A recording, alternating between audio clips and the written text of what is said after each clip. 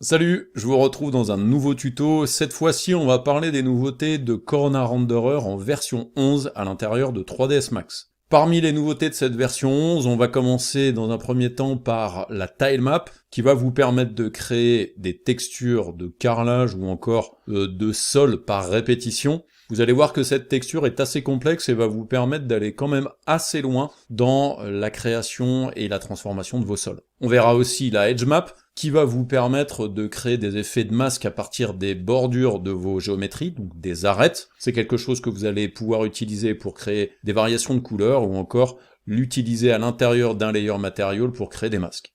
On verra aussi les améliorations apportées au Chaos Scatter. Dans un premier temps, la fonction d'altitude qui va permettre de créer des effets de dégradé pour éviter que la génération de votre scatter aille sur toutes les géométries.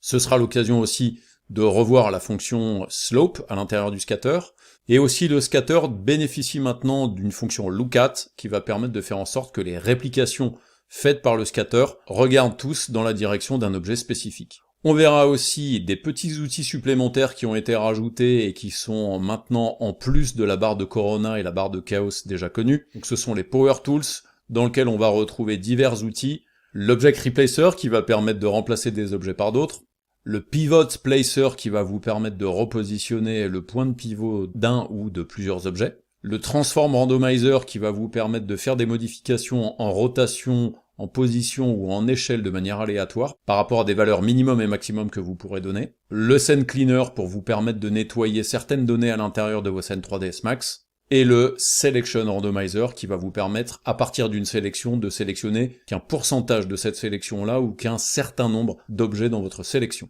Après avoir vu chacune de ces nouveautés, on fera aussi un petit tour très rapide des quelques améliorations apportées dans Corona Renderer version 11. J'espère en tout cas que ce tuto va vous plaire, et je vous dis donc à tout de suite à l'intérieur de 3ds Max avec Corona 11.